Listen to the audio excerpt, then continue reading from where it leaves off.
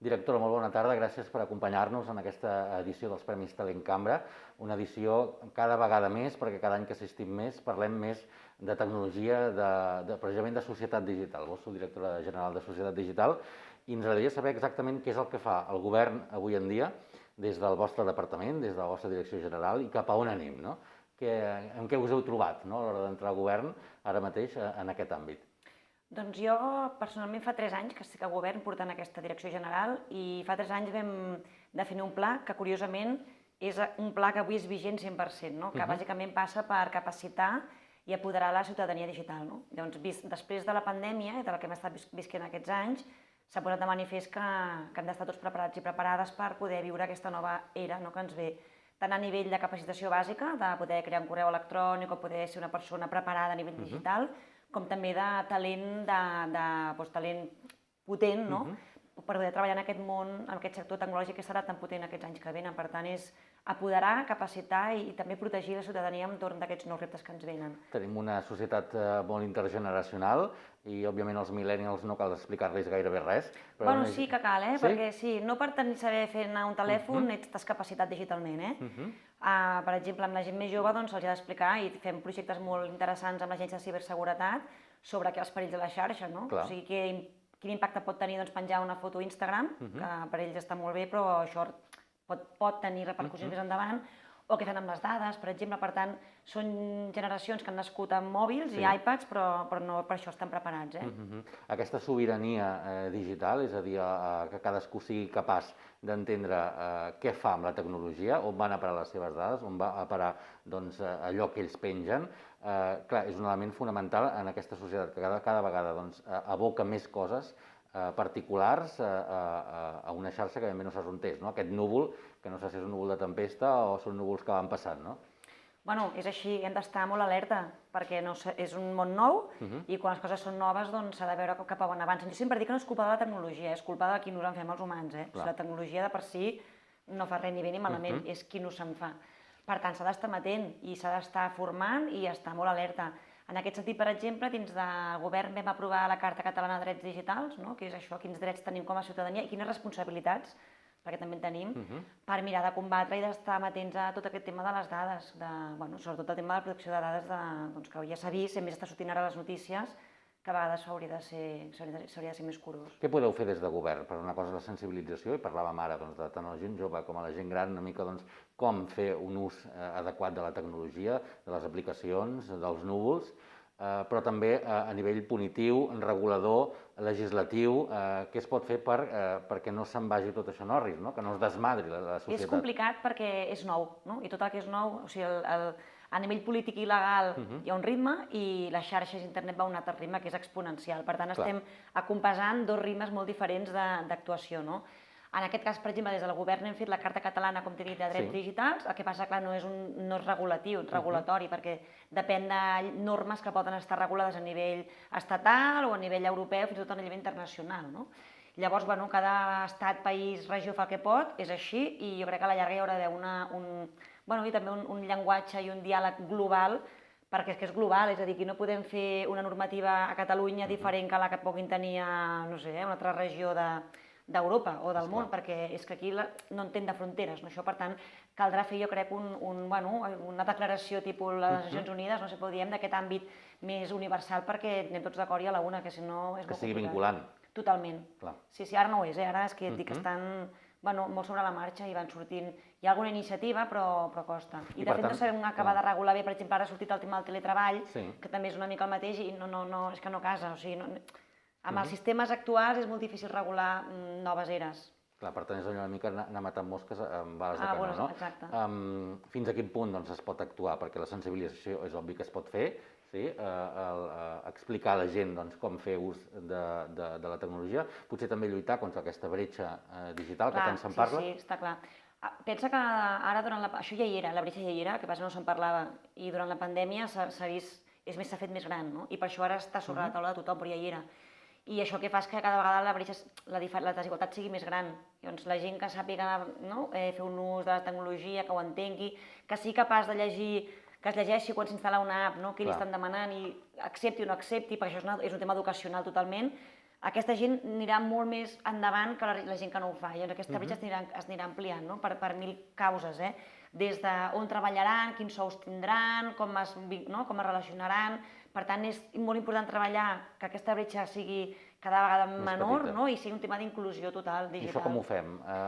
Portant ordinadors a barris pobres, com es feia fa 20 anys? No. Suposo que ja ha canviat la història. No, és que tu si poses un ordinador no saben fer-ho servir, acabarà fent d'allò per anivellar una taula. No. Òbviament, si hi ha un problema econòmic per comprar-te un ordinador o una tablet o per poder-te connectar a internet, això és un altre servei com pot ser el servei, no sé, de subministres de llum. Però s'ha de treballar la capacitació digital. I llavors aquí treballem amb 3 eixos. El primer eix és l'eix de fibra, això sí, la fibra pel territori, tenir accés a internet, ja sigui via wifi, via fibra, Per tant, fibrar. En segon lloc, capacitar. I en tercer lloc, donar accés als equipaments físics. Però això és el més fàcil, perquè això és qüestió de diners.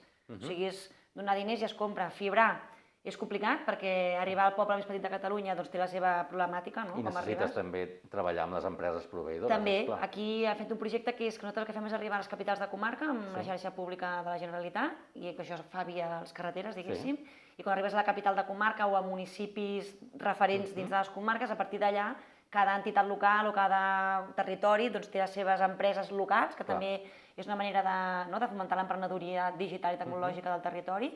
I l'última milla aquesta la fa, diguéssim, algun tipus d'empresa local o una empresa global. Un operador, sí. Un operador, però nosaltres el que fem és arribar fins als nuclis via la carretera tradicional. Exacte. I això s'ha fet un esforç molt gran i aquest és el primer pas. El que passa que és complicat arribar, ara em diran, jo no tinc... Hi ha pobles que no n'hi ha, és així, però clar, has de trobar el punt entre qui fa aquesta inversió per quanta gent. Llavors, on no s'arriba, com a administració pública hi haurem d'arribar, perquè les empreses privades a vegades no fan números i no els dura compte. En aquesta societat que no és paral·lela, sinó que inclou la societat habitual, que és la societat digital, està tot. Llavors, l'accés a tot s'ha democratitzat molt, a part d'aquestes bretxes que puguin existir, i no hi ha filtres gairebé. Qui ha de fer de filtre perquè realment tot allò que consumeix la catalana sigui de qualitat, sigui contrastat, sigui adient a l'edat, a la situació, al col·lectiu, etc. El govern pot fer de filtre, les famílies poden fer de filtre, això serà impossible? Jo crec que és un tema educacional igualment, és educacional 100%, perquè tu ja pots, és que a internet no pots posar portes, és com posar portes al camp, és impossible. Llavors és un tema d'ensenyar, de capacitar, d'educar.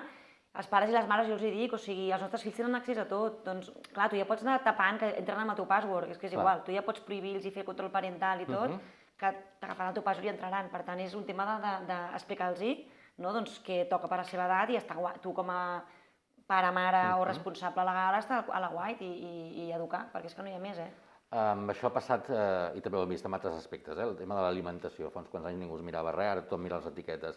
En canvi, al nivell digital, tothom podíem acceptar les opcions i tot, i cookies i de tot, sense llegir gaire. Això també serà evolució? És a dir, cada vegada serem més fiscals d'allò que estem acceptant? Hauríem de ser, és el que diem, s'hauria de ser així. O sigui, tu quan has d'acceptar una app estàs dient moltes coses. I això s'ha d'explicar. La lletra petita. Clar, després si no et queixis, si tu fas de receptar no et diguis, ai, tu has acceptat, no? I llavors hem de ser molt més madurs i hem d'educar en aquest sentit. Cap on anem, al país? Com veus aquesta societat digital, diguéssim, en una Catalunya que també està marcant territori, que vol ser un estat per part, en aquest cas del vostre govern, per part de la població, que vols tenir un espai al món. Com es combina això amb aquesta societat cada vegada més transfronterera, en què no saps on comença una cosa i on acaba una altra? Mira, nosaltres com a Catalunya estem molt ben posicionada. De fet, vam fer l'informe DESI, que és l'informe que mesura quin índex d'economia i societat digital tenim, que és un índex europeu que ho fan tots els països, però ho vam fer com a regió. Nosaltres ens vam sumar i vam fer l'exercici de si fóssim un país en quin nivell estaríem. I mesurar una sèrie d'indicadors i estem en posicions molt bones, estaríem al 5è, 6è nivell dels 26 o 27 que hi hauria, un nivell molt avançat. Sobretot en tema de fibra, és un dels territoris més fibrats d'Europa, en tema de capacitació digital, i ens manca, per exemple, en ciberseguretat també estem bastant bé, ens manca sobretot a les petites empreses. Les pimes, que és un territori Catalunya molt ple de pimes, els hi falta molta feina per anar de la mà de la tecnologia, ja a nivell de ciberseguretat o a nivell aquí és on estem pitjor, la veritat. Llavors s'ha de fer polítiques actives en aquest sector. I en presència de la llengua, també sembla que el català té El una bona català posició. aquí tenim també un repte molt important. De fet, és un dels eixos del govern, no del meu departament, sinó del govern, treballar pel català perquè és un problema, perquè l'altre dia en parlava amb gent de Girona, si s'està quedant enrere, i no amb el castellà, sinó amb anglès. Hem d'estar lluitant contra l'anglès a tot arreu, no? I és un problema. Llavors sí que aquí, com a govern, sí que farem, òbviament, hi ha tot el tema legislatiu d'obligar via, per exemple, la llei de l'audiovisual, o això sí que ho pots fer, legislar per obligar que hi hagi un percentatge de X en català, però després també nosaltres hem de fer l'esforç com a persones de tampoc cedir, no? I és el que dic, si tu ets un cantant i cantants, fills de catalans que canten en castellà perquè tenen més públic, doncs no val perquè ho facin en anglès, llavors. Llavors crec que hem de ser una mica crítics, Tenir arguments, doncs, totalment, aquest argument no val. Perquè si vols tenir molts oients, doncs fes-ho en anglès, no en castellà. Gràcies, Joana Barbany, directora general de Societat Digital del Govern de la Generalitat. Gràcies a vosaltres.